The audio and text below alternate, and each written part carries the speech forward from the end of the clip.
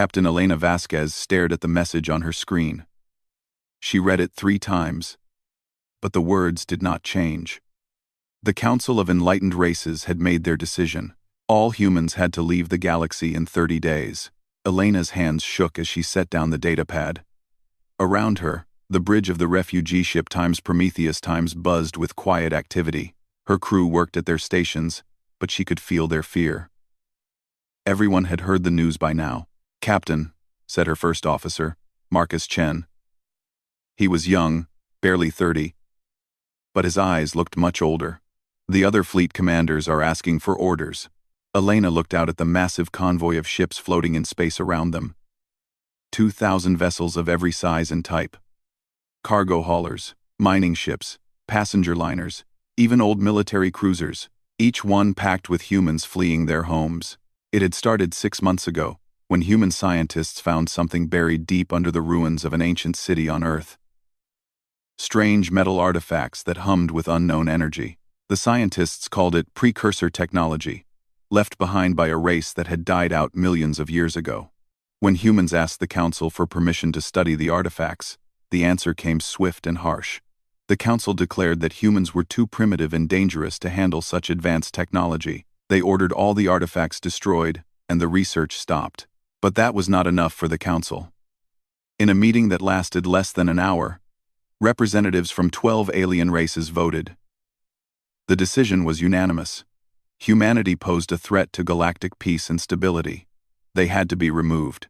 The Terran exile decree was brutal in its simplicity. Every human in Council space had to gather their belongings and leave. They were being sent to the Dead Zone, a region of space that no civilized race wanted. It was filled with unstable stars, dangerous energy storms, and worthless rocks. Elena remembered the Council spokesman's words during the broadcast. "For the safety and prosperity of all enlightened beings, the human species will be relocated to a suitable environment where they can no longer pose a threat to galactic civilization."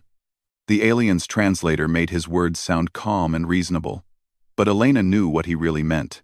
They were being sent to die. Now she stood on the bridge of her ship, watching the last of humanity prepare for exile. 10 billion people scattered across hundreds of worlds, all forced to abandon their homes. Many had lived on these planets for generations. They had built cities, raised families, created art and music and literature. All of it left behind. "Ma'am, we're getting reports from the outer ships," said Lieutenant Sarah Kim, the communications officer. "Council defense platforms are moving into position along the border." Elena nodded grimly. The Council was not taking any chances. They were sealing the border behind the humans to make sure none of them could ever return. "Any word from Earth?" Elena asked. "Last transmission came in an hour ago," Marcus replied. "The final evacuation ships have left. Earth is empty now." The words hit Elena like a physical blow.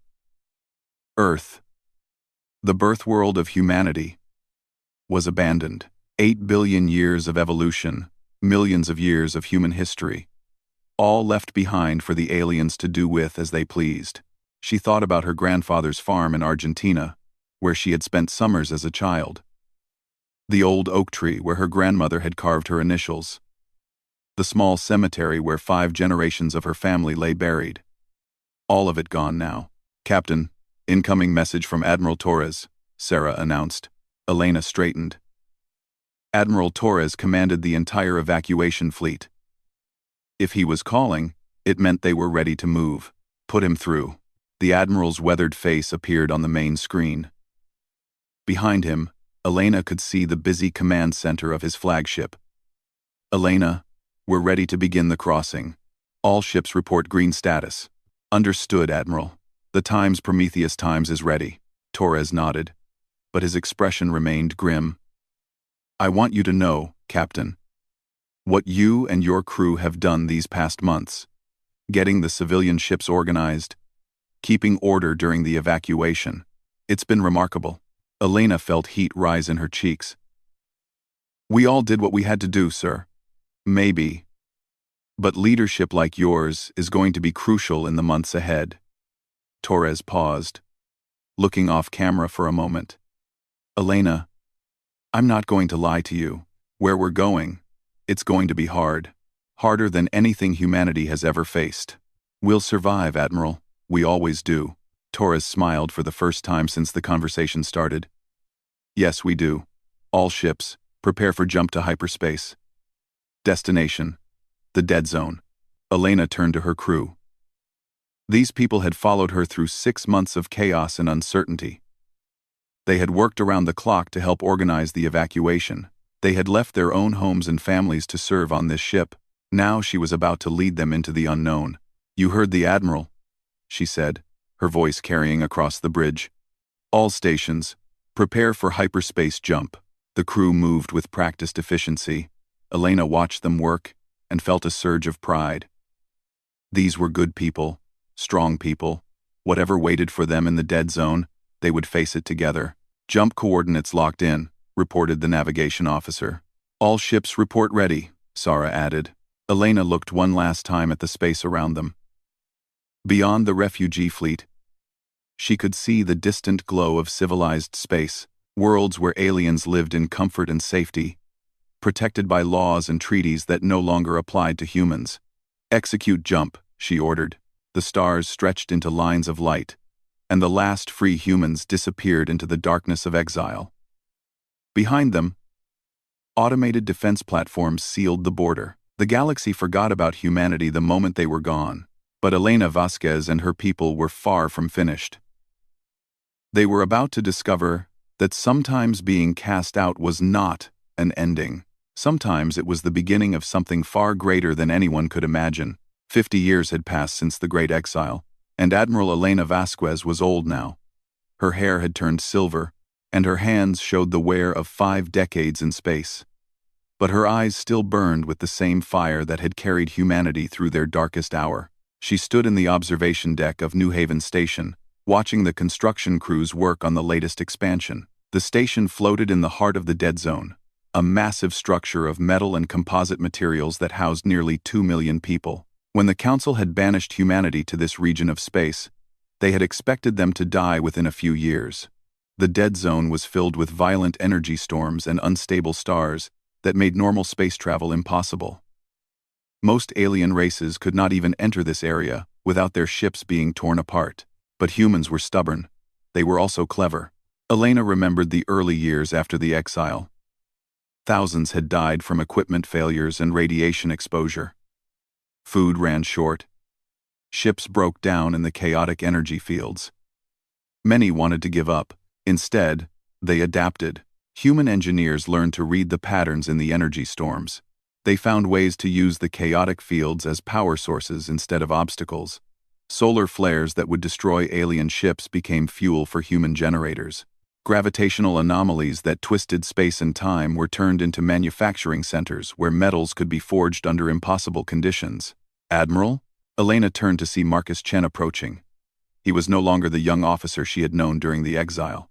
Now he was her second in command, a man whose sharp mind had helped solve 100 impossible problems over the years. The council meeting is ready to begin, he said. Elena nodded and followed him through the corridors of New Haven Station. The walls were lined with images from humanity's new life in the dead zone. Children playing in zero-gravity parks, scientists working in laboratories powered by captured star energy, artists creating sculptures from materials that could only exist in the strange physics of this region. The human council chamber was a simple room with a round table. 12 people sat around it. Representatives from the major settlements scattered throughout the dead zone. They were doctors, engineers, farmers, teachers, and administrators. The people who had kept humanity alive when the galaxy turned its back on them. What's the status report? Elena asked as she took her seat. Dr. Sarah Kim, the head of the scientific division, spoke first. Population is stable at 15 million. Birth rates are finally keeping up with our losses. The new medical facilities have reduced infant mortality to pre-exile levels. Elena felt a weight lift from her shoulders. For decades, humanity had been slowly dying out. Not from violence or disease, but from the simple fact that the dead zone was a harsh place to raise children. Every birth was precious, and every life lost was a tragedy the small population could barely afford. "What about resources?" asked Commander Rodriguez from the Mining Guild. "Better than expected," replied Chief Engineer Okafor. "We've learned to extract materials from the energy storms themselves. The new harvesting stations are pulling in rare elements that don't even exist in normal space." Elena listened to the reports with satisfaction. Humanity was not just surviving anymore. They were beginning to thrive, but there was still a divide among the people. The older generation, those who remembered the homeworlds, still talked about someday returning to the galaxy. They missed the green planets and stable suns of civilized space. The younger generation, born in the dead zone, saw things differently. To them, this chaotic region was home. They had no desire to rejoin a galaxy that had rejected their parents. Marcus represented the younger viewpoint. "We need to stop looking backward," he said during the debates. "The galaxy threw us away. Why would we want to go back?" Elena understood both sides, but she knew the choice might soon be taken out of their hands. "There's something else," Dr. Kim said, her voice tense with excitement. "The deep space survey teams have found something." She activated a holographic display above the table. The image showed a dead solar system on the edge of the dead zone. 3 barren planets orbited a dying red star. "We detected artificial structures on the second planet," Dr. Kim continued. "When the survey team investigated, they found ruins. Old ruins. Really old." Elena leaned forward. "How old?"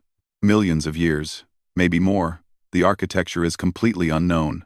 Nothing like any species in the current galaxy." Elena felt her heart rate increase. "Are you saying we found precursor ruins?" "More than ruins," Dr. Kim said, her voice barely containing her excitement. "We found active technology. Machines that still work." After all this time, the room fell silent. Everyone knew the significance of this discovery. It was precursor technology that had triggered humanity's exile in the first place. The Council had claimed humans were too primitive to handle such advanced science. "What kind of technology?" Marcus asked. Dr. Kim manipulated the holographic display. Images of strange crystal structures and impossible geometries filled the air above the table. "We're not sure yet. The survey team has only done preliminary scans.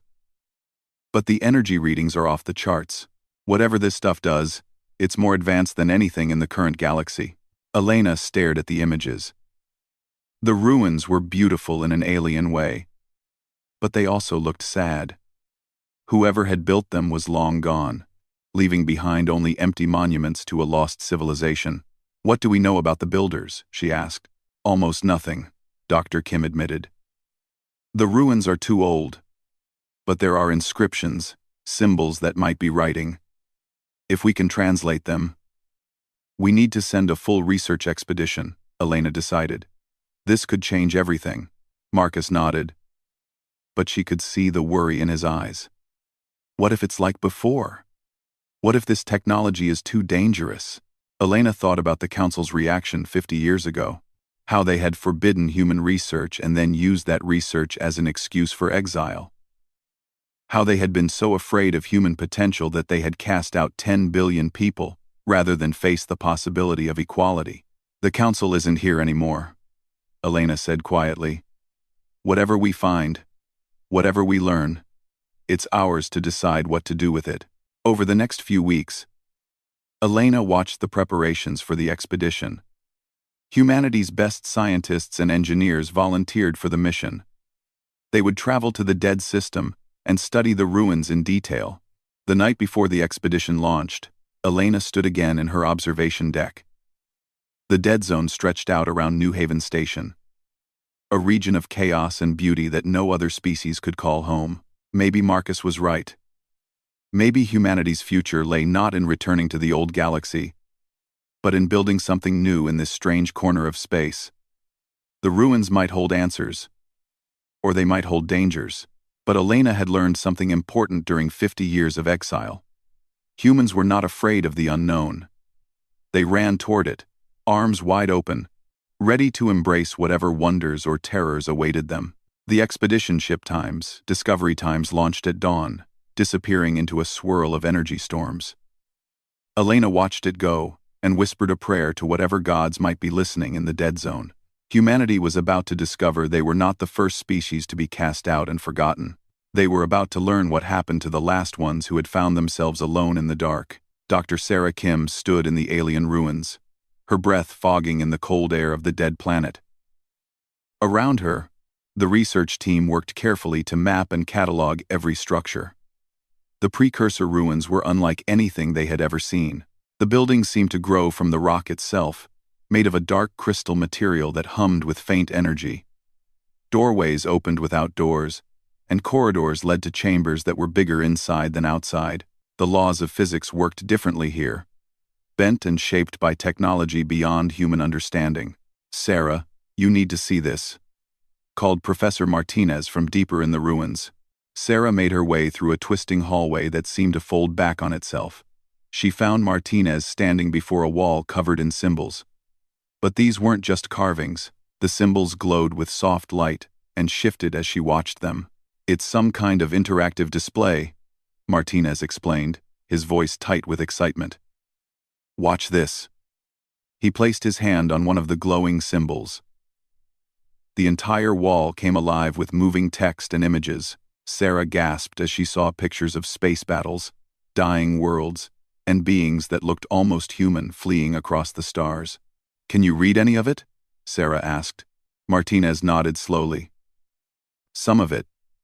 The symbols are mathematical concepts mostly. Universal principles that any advanced species would recognize. But there's more." He touched another symbol, and the display changed. Now it showed a map of the galaxy, but not as they knew it. This was the galaxy millions of years ago, with different star patterns and alien names for each system. "Look at this," Martinez said, pointing to a section of the map that glowed red. "This region. It's where the current council space is located. These symbols indicate a governing body, a council of advanced races." Sarah felt a chill run down her spine. "You're saying there was another galactic government millions of years ago?" "More than that." Martinez manipulated the display, showing a sequence of images. "These beings, the ones who built this place, they were exiled. Just like us." The images told a story that was painfully familiar. An ancient galactic council that feared one species above all others. A species that asked too many questions, that innovated too quickly, that refused to accept the limits other races placed on them. The council's solution was the same as it had been 50 years ago. Exile. But this time, Sarah was seeing the end of the story. "They fought back," Martinez whispered, pointing to images of massive space battles. "The exiled race built weapons and fleets. They went to war with their own galaxy." The images showed the result. Dead worlds. Burned out star systems. An entire galactic civilization reduced to ash and ruin. The exiled race had won their war, but there was nothing left to claim victory over. "They destroyed everything," Sarah said, her voice barely audible. "Including themselves." Martinez nodded grimly. The last images show the survivors building these ruins. This was their final message. Their warning to whoever came after. Sarah stared at the alien text flowing across the wall. Somewhere in these symbols was the story of a species that had faced the same choice humanity now faced. They had chosen revenge, and it had cost them everything. "Professor, there's something else," called another researcher from across the chamber. "We found an active terminal." Sarah and Martinez hurried to where Dr. Patel was working at a crystalline structure that pulsed with blue light. Unlike the wall displays, this device seemed to be waiting for something. "I think it's some kind of test," Dr. Patel explained. "The symbols suggest it's looking for specific mental patterns, problem-solving abilities, creativity, the capacity to work together." "What happens if we pass the test?" Sarah asked. Dr. Patel's scanner beeped softly as it analyzed the crystal structure. "According to my readings, there's a massive data core beneath this facility. Terabytes of information, possibly including technological blueprints. Sarah made a decision that would change human history. She placed both hands on the crystal terminal. The world exploded into light and sensation. Information flooded Sarah's mind faster than she could process it. She saw the rise and fall of ancient civilizations, the development of technologies that could reshape matter itself, the slow corruption of galactic governments that grew too comfortable with power. But most importantly, she saw the tests. The crystal was indeed testing her, probing her thoughts and memories.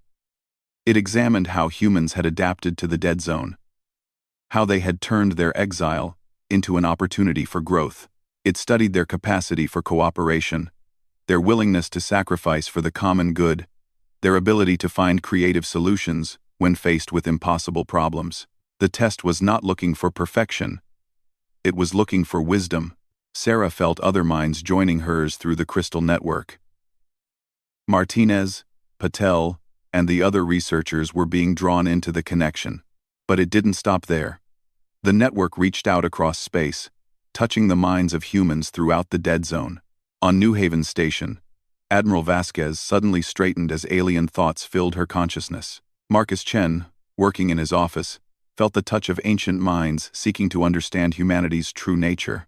Across dozens of settlements, humans found themselves part of a vast mental examination conducted by machines older than their species. The test lasted only minutes, but it felt like hours.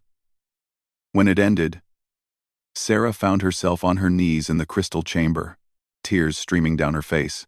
"Sarah, are you all right?" Martinez helped her to her feet. She looked around the chamber with new eyes. The crystals were glowing brighter now, and new passages had opened in the walls. The ruins were no longer dead remnants of a lost civilization. They were awakening. "They approved us," Sarah whispered. "The test. We passed." "Approved us for what?" Dr. Patel asked. Before Sarah could answer, the floor beneath them began to glow. A holographic interface materialized in the air, displaying technologies that made human science look like stone tools. Sarah saw designs for matter manipulators that could reshape atoms at will, communication systems that worked instantly across any distance. Most incredible of all, she saw blueprints for pocket dimension generators that could create entire worlds from nothing. "This is their legacy," Sarah said, her voice filled with awe. "Everything they learned before they destroyed themselves. They're giving it to us." Martinez stared at the holographic displays in disbelief. "Why? Why trust us with this?" Sarah understood now. The test hadn't just been examining human capabilities. It had been comparing them to the ancient race that had built this place. The builders had been brilliant, but they had also been proud and angry. When they faced exile, they chose war. Humanity had chosen differently. They had turned their exile into an opportunity to grow and evolve. They had built communities instead of weapons. They had focused on survival and cooperation rather than revenge and conquest. "Because we're not them," Sarah said quietly. "We made different choices." The holographic display shifted, showing a final message from the ancient builders. The text was in human languages now, translated by the crystal network that had examined their minds. "To those who come after, we were given great power, and we used it poorly. We chose pride over wisdom, revenge over growth. Our civilization died because we could not let go of our anger. You have shown us a different path. Use our knowledge wisely. Build something better than we could imagine." Sarah looked at her colleagues, seeing the same mixture of wonder and fear in their eyes. They had been given the tools to reshape reality itself. The question was what they would choose to do with them. The precursor technology wasn't just a collection of devices and blueprints. It was a test of character that would determine whether humanity would rise to greatness or fall into the same trap that had destroyed their predecessors. Sarah thought about Admiral Vasquez and the other leaders back on New Haven Station. Soon they would have to decide not just humanity's future, but the future of the galaxy itself. The ancient race had chosen to tear down the old order. Humanity had the chance to build something entirely new. Marcus Chen stood in the central command chamber of New Haven Station, surrounded by holographic displays, showing the most important decision in human history. Admiral Elena Vasquez had died the previous year, passing leadership of humanity to him. Now he faced the choice that would define their species forever. The precursor technology was ready. Dr. Sarah Kim and her team had spent 5 years learning to use the ancient devices. They could build weapons powerful enough to conquer the galaxy. They could create fleets that would make the Council's forces look like toys. They could take revenge for 50 years of exile and suffering. Or they could choose a different path. Marcus studied the reports from across human space. The Dead Zone had become more than a refuge. It had become a laboratory where impossible things happened every day. Human settlements now existed in pocket dimensions where the laws of physics could be adjusted like dials on a machine. Children played in gravity fields that would crush normal matter. Artists created sculptures from crystallized time itself. The preliminary tests are complete. Doctor, Kim announced as she entered the command chamber.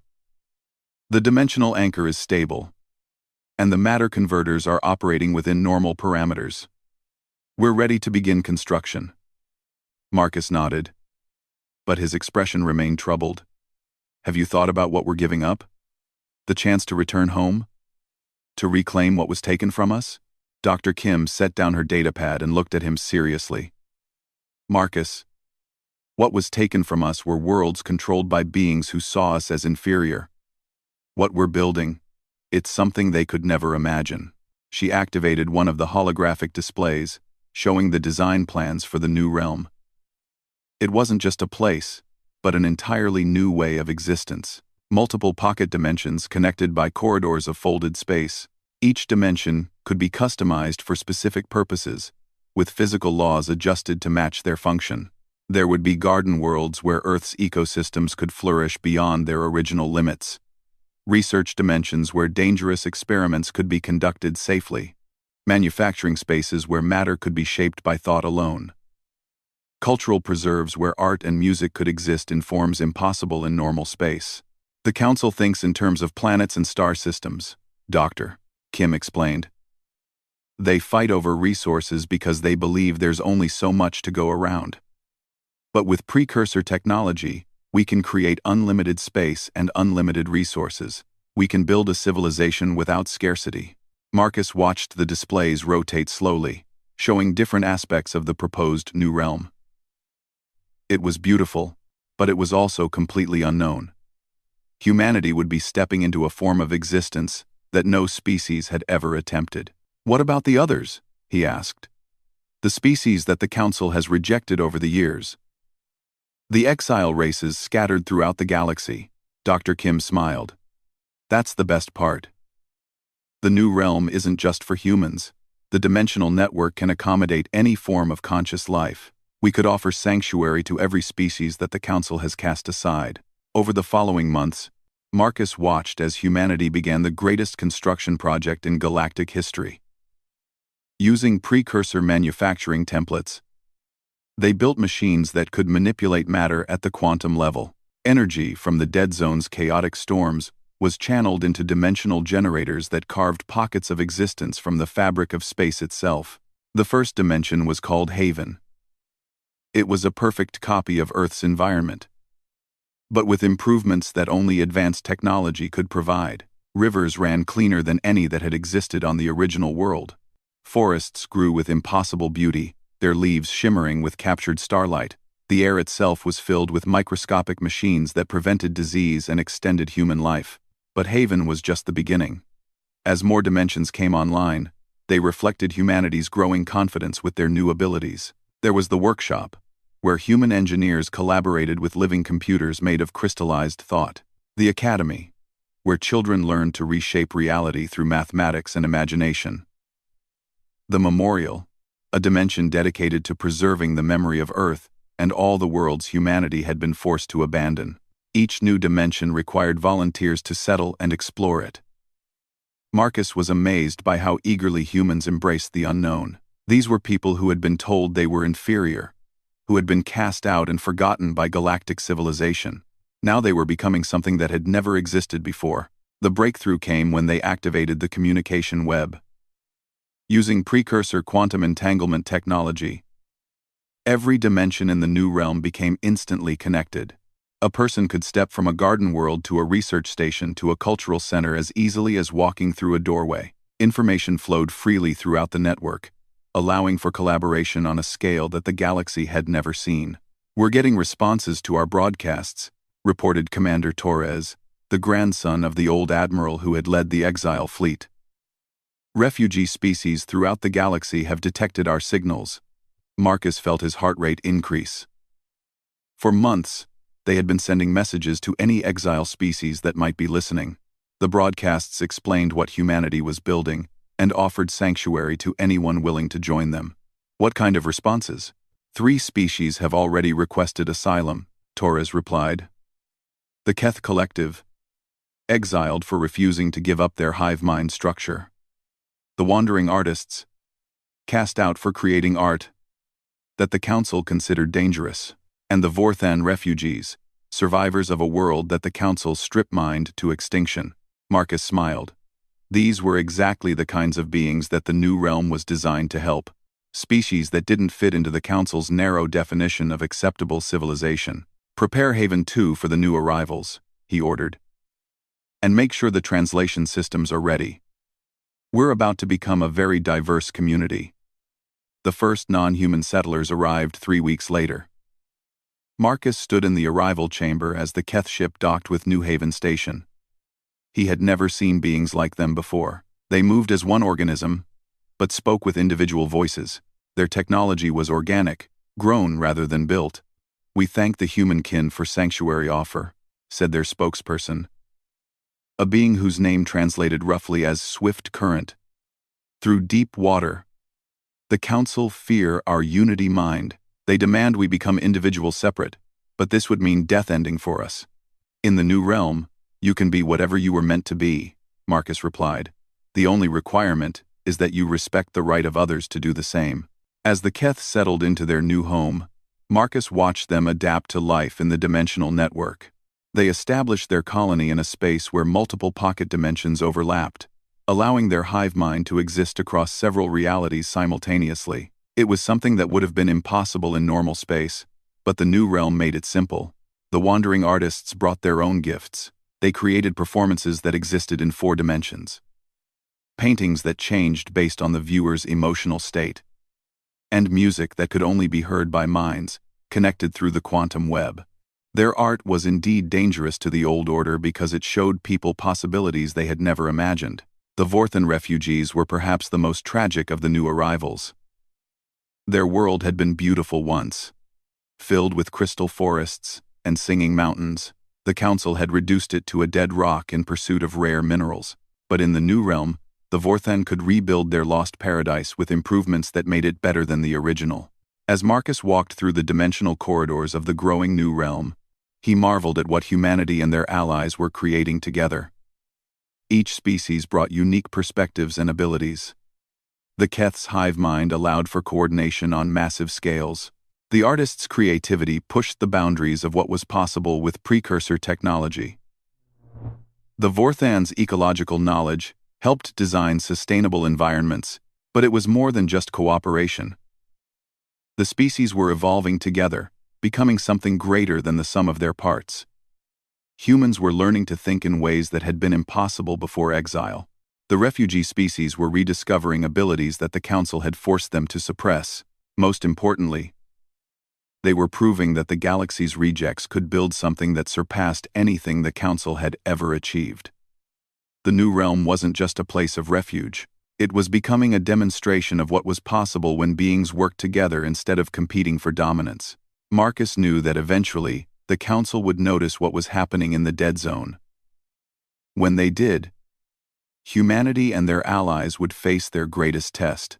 But for now, Marcus was content to watch the new realm grow and flourish.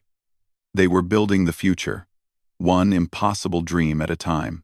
Dr. Elena Chen Vasquez stood in the central hub of the new realm, watching representatives from 300 species work together on projects that would have been impossible under the old galactic order. As the daughter of Marcus Chen and the first dimensional coordinator, she had inherited leadership of humanity's greatest achievement. The new realm had grown beyond anyone's wildest dreams, What had started as a refuge for exiled humans now spanned thousands of pocket dimensions, each one home to unique forms of life and thought. The network of connected realities buzzed with constant activity as beings shared knowledge, art, and friendship across the barriers of space and time. Elena smiled as she watched a group of human children playing with young Keth, their hive mind allowing them to experience games that required dozens of participants. Nearby, wandering artists collaborated with human musicians to create symphonies that existed in 6 dimensions simultaneously. The Vorthan had planted crystal gardens that sang lullabies to help traumatized refugees heal from their losses. But today, Elena's attention was focused on the emergency session being broadcast from the old galaxy. After 70 years of silence, the Council of Enlightened Races had sent their first message to the new realm. It was a plea for help. "The situation is worse than our intelligence reports suggested," said Commander Torres as he joined Elena at the viewing station. "The latest images show entire star systems going dark." Elena studied the data flowing across her displays. The galaxy that had cast out humanity was dying. Decades of resource exploitation had triggered ecological collapses across multiple sectors. The Council's genetic manipulation programs, designed to create perfect worker species, had instead produced a plague that was spreading through their core worlds. Most critically, their rigid hierarchy was preventing effective response to the crisis. Each Council race blamed the others for the disasters. Ancient rivalries were erupting into open warfare, even as their civilizations crumbled around them. "They're requesting immediate assistance," Torres continued. "Food supplies, medical aid, technological support. They're also asking for sanctuary for refugee populations." Elena read the formal communication from the Council. The language was careful, diplomatic, but she could hear the desperation behind the polite words. These were the same beings who had declared humanity too primitive and dangerous to exist among civilized species. Now they were begging for salvation from the people they had cast out. "What's the response from the other coordinators?" Elena asked. Torres activated another display showing the ongoing debate within the New Realm's leadership. Representatives from the various exile species were split on how to respond. Some, particularly those whose worlds had been destroyed by Council strip mining, wanted to ignore the plea entirely. Others argued for limited humanitarian aid. A few radical voices even suggested using their advanced technology to forcibly reshape galactic civilization. "The Vorthan delegation is pushing for conditional aid," Torres reported. "Help, but only if the Council agrees to radical political reforms. The Keth want to quarantine the infected systems and evacuate the survivors," Elena noted as she read their proposal. "They're willing to offer sanctuary, but only in isolated dimensions." Elena understood both positions, but she also knew they missed the larger opportunity. The new realm had grown powerful enough to impose any solution they chose on the dying galaxy. They could demand revenge, extract tribute, or simply let the Council civilizations collapse under their own failures. But that wasn't who humanity had chosen to become. "Prepare a response transmission," Elena ordered. "I want to address the Council directly." Within hours, Elena found herself standing in a communications chamber that linked directly to the Council's emergency session. Through quantum entanglement networks that the Council couldn't even comprehend, she was speaking to leaders from across the galaxy in real time. The Council members appeared as holograms around the chamber. Elena recognized some of the species from historical records, but they looked very different now. The proud aliens who had banished humanity 70 years ago were now haggard and desperate. Their perfect worlds had become plague-ridden wastelands. Their advanced technology had failed them when they needed it most. "I am Elena Chen Vasquez, speaking for the New Realm," she began. "We have received your request for assistance." The Council's current leader, a tall, crystalline being from the hegemony worlds, stepped forward. "Coordinator Chen Vasquez, we are grateful that you are willing to consider our plea. The situation has become dire." Elena could see the effort it took for the alien leader to acknowledge their desperation. These beings had built their entire civilization on the belief that they were superior to species like humanity. Asking for help from their former victims was probably the most difficult thing they had ever done. "We are prepared to offer aid," Elena said, "but not in the way you expect." Hope and fear flickered across the alien faces surrounding her. They expected demands for territory, resources, or political control. Instead, Elena offered something unprecedented. The new realm will open its borders to any being willing to abandon the old ways of thinking, she explained. We offer not just sanctuary, but transformation. A chance to become part of something greater than what your galaxy has ever achieved. The council leader's crystalline features shifted in confusion. What are you asking in return? Nothing, Elena replied. But everything. To join the new realm, you must give up the belief that some species are superior to others. You must embrace cooperation over dominance. You must be willing to learn and grow rather than simply ruling and taking. And if we refuse? Asked another council member, a reptilian being whose species had been among the first to vote for human exile. Elena's expression remained calm and compassionate. Then you are free to face your crisis alone. The new realm will not interfere with your choices, but we will also not enable the system that created this disaster. Over the following weeks, Elena watched as the galaxy split between those willing to evolve and those determined to preserve the old order. Some council species, facing complete extinction, chose to abandon their home systems and seek new life in the new realm. They arrived as refugees, stripped of their former power and pride, ready to learn from the people they had once scorned. Others rejected the offer entirely. They preferred to die as rulers of ash rather than live as equals in paradise. Elena felt sadness for their choice, but she respected their right to make it. The most interesting responses came from the younger generations within council space. Many had grown up hearing stories about the mysterious humans who had vanished into the dead zone decades ago. When they learned what the new realm had become, they abandoned their birth worlds in unprecedented numbers to seek new lives among the exiles. Elena stood in the memorial dimension, looking out at holographic displays of the abandoned council worlds. Some were empty now, their populations evacuated to new realm sanctuary dimensions. Others burned with wars between those who accepted the new reality and those who fought against it. Do you think we made the right choice? Asked Dr. Sarah Kim, now elderly but still brilliant. She had become the new realm's chief historian, documenting the transformation of galactic civilization. Elena considered the question seriously. The precursors chose war and destroyed everything. The council chose hierarchy and stagnation. We chose growth and cooperation. Only time will tell if we were right. The galaxy will never be the same, Sarah observed. Good, Elena replied. The old galaxy was built on the suffering of billions. Maybe what replaces it will be better. Through the viewing portals, Elena could see new pocket dimensions being constructed every day. Each one represented another step toward a future that no single species could have imagined. Humans worked alongside Keth hive minds to solve problems that had puzzled philosophers for millennia. Vorthen crystal singers collaborated with wandering artists to create forms of beauty that transcended physical reality. Former council species learned to contribute rather than command.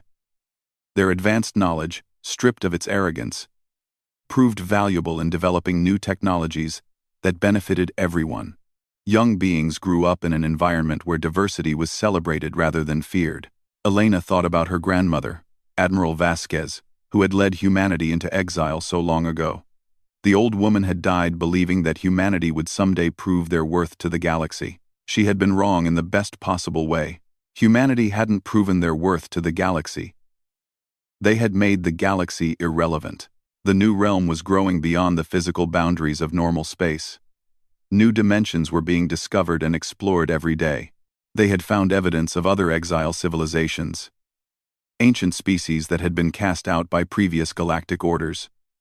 Contact was being established with intelligence networks that spanned multiple galaxies. Humanity had been cast out and forgotten by a small, dying civilization that thought it ruled the universe. In response, they had built something that made that universe look like a tiny village. Elena smiled as she watched a group of children from a dozen different species chase each other through a gravity-distorted playground. These young beings would grow up in a reality where the impossible happened every day, where cooperation was natural, and where the only limits were the boundaries of imagination. The old galaxy had tried to contain humanity by forcing them into exile.